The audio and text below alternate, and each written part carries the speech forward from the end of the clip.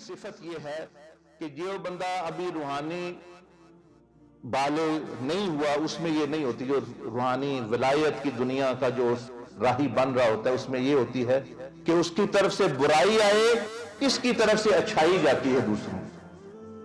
برائی آئی اس کی طرف سے اچھائی. جیسے نبی علیہ السلام, اولیاء اللہ, اہل اللہ, سیدنا عبد القادر جیلانی جا رہے تھے, ایک بچے کھیل رہے تھے جیسے ہم جا رہے ہیں, بچے ایک نے پتھر مارا, وہ بیر اتار رہے تھے, اس کو پتھر مارا, وہ آپ کے ادھر پیشانی پہ آ لگا.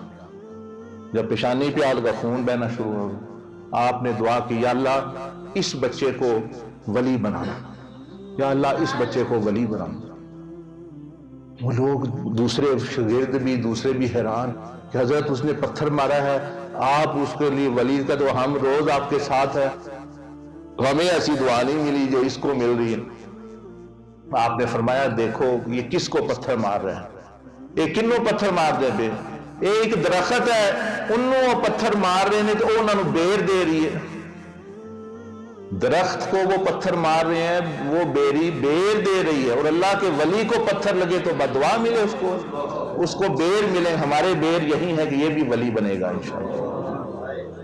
تو یہ بات ہے کہ یعنی برائی کا بدلہ جو ہے بھلائی سے دے دینا. بھائی آئی برائی ہے, آپ نے بھلائی.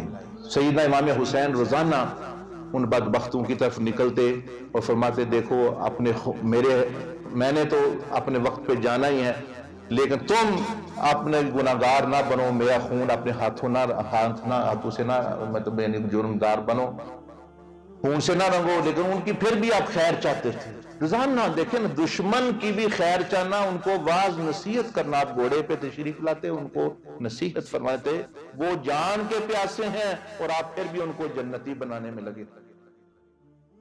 آگے ان کی بدبختی کہ انہوں نے سونا یا نہ.